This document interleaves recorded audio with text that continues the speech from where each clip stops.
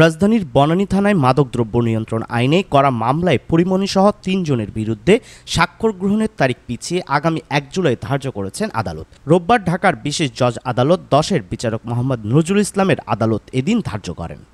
এদিন মামলাটির সাক্ষ্য গ্রহণের জন্য ধার্য ছিল। পরিমণির পক্ষে আইনজীবী নীলাঞ্জনা রিফাত সুরভি আদালতে হাজিরা দেন এবং আদালতকে জানান আপিল বিভাগ থেকে মামলাটির ওপর স্থগিতাদেশ পিছিয়ে শুনানি শেষ হয়েছে।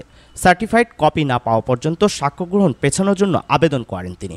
আদালত সময়ের আবেদন মঞ্জুর করে আগামী ১ জুলাই পরবর্তী দিন ধার্য করেন।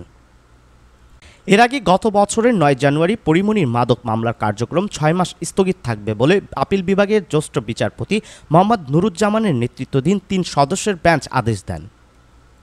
২০২১ সালের ৪ আগস্ট রাজধানীর বনানীতে পরিমণির বাসায় অভিযান চালায় র্যাব। পরদিন ৫ আগস্ট র্যাব বাদী হয়ে রাজধানীর বনানী থানায় পরিমণিসহ ৩ জনের বিরুদ্ধে মাদকদ্রব্য নিয়ন্ত্রণ আইনে মামলা দায়ের করে।